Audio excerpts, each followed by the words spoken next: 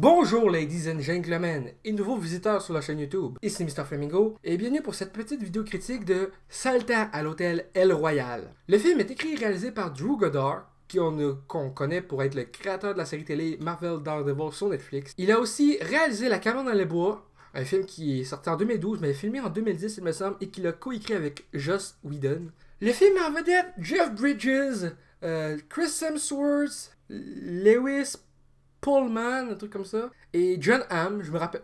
Il y a aussi Dakota Johnson. Je me rappelle pas de l'actrice noire qui joue dans le film en plus. Hostie. Et le film raconte l'histoire de chaque personne qui sont dans le film à l'hôtel El Royale.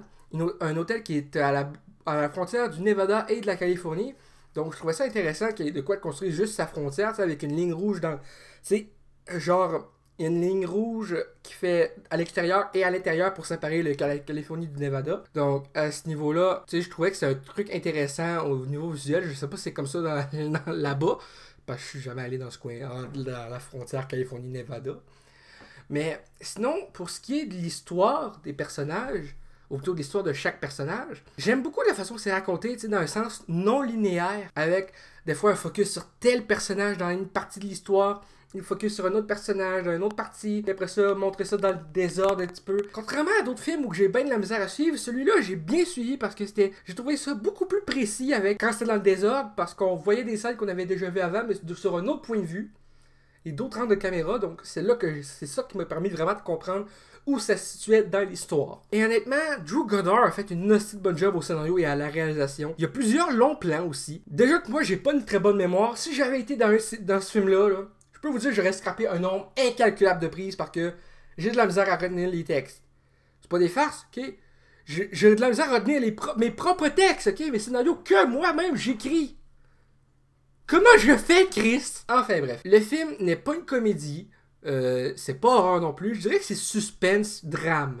Vraiment un drame et suspense. Et c'est des fois psychologique, je trouve. Tu sais, un suspense et drame psychologique à certains passages quand tu sais pas les réelles intentions de chaque personnage. Donc à ce niveau-là, j'ai vraiment trouvé ça vraiment intéressant avec le jeu des acteurs. Et ça fait bizarre de voir Chris Hemsworth dans le rôle d'un méchant, honnêtement. Moi qui étais habitué de le voir dans le rôle genre Thor. Et là, c'est genre le méchant qui. Salut. T'sais, genre cheveux mi-longs, moustache, chemise tout le temps presque grande ouverte avec une vue sur son torse musclé pis tout. Puis qui est genre très à l'aise, puis mais assez psychopathe aussi dans son caractère de personnage. J'ai trouvé ça vraiment cool de voir d'autres facettes un peu de cet acteur-là. Mais tu sais, ça fait vraiment bizarre de le voir, tu sais, comme son rôle du sportif dans La cabane dans les bois. Et là, de le voir après ça dans les films Thor et les films Marvel, avec ces affaires-là. Et ensuite de le voir plus dans un truc, pas forcément plus sérieux, mais un personnage qui est autant développé, mais avec une personnalité très différente. J'ai trouvé ça vraiment intéressant de voir, tu sais, à quel point chaque acteur peut aller dans des rôles assez différents en soi. Et Jeff Bridges, j'ai vraiment pas vu dans beaucoup de films, honnêtement. Je l'ai vu dans Iron Man 1, il faisait le méchant. Je l'ai vu dans RIPD Police Fantôme, qui est le titre européen. Il me semble qu'au Québec, c'est RIP Département. Et je l'ai vu dans ce film-ci. Je me rappelle pas si je l'ai vu dans autre chose, honnêtement.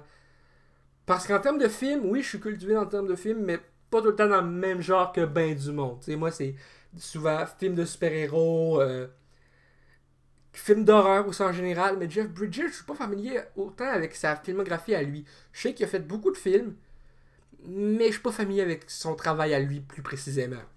John Hamm, je l'ai trouvé excellent dans son rôle. Au début, t'as l'impression que c'est juste un gros connard, puis après ça, tu te rends compte que c'est un peu vrai, mais en même temps un peu faux. Et c'est un peu ça, sérieusement. J'ai vraiment trippé sur la façon que tout le global est exécuté. Et je vous conseille sincèrement le film. Tout ce que je peux vous dire, c'est que je vous conseille vraiment de voir ce film quand il va sortir, si c'est pas déjà sorti pour vous les Européens, parce que j'ai crissement trippé. Je m'attendais pas à aimer le film à ce point-là, sérieusement. C'est pourquoi je suis agréablement surpris, voire vraiment très agréablement surpris. Si je devais donner une note sur 10 à ce film, je donnerais facilement un 8.5. Donc ça va être tout pour cette vidéo critique, j'espère que ça vous a plu. Si c'est le cas, n'hésitez pas à laisser un commentaire, à mettre un petit like, ça fait toujours plaisir, et un abonnement à ma chaîne pour de nouvelles vidéos chaque semaine, ainsi que ma chaîne bonus Lien dans la description pour des vidéos de gaming sur cette deuxième chaîne. Enfin bref, merci d'avoir regardé et je vous dis à bientôt pour de prochaines vidéos.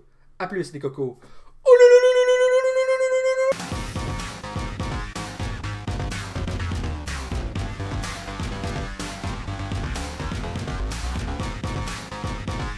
Hey le grand, c'est quoi que t'attends pour t'abonner sacrament?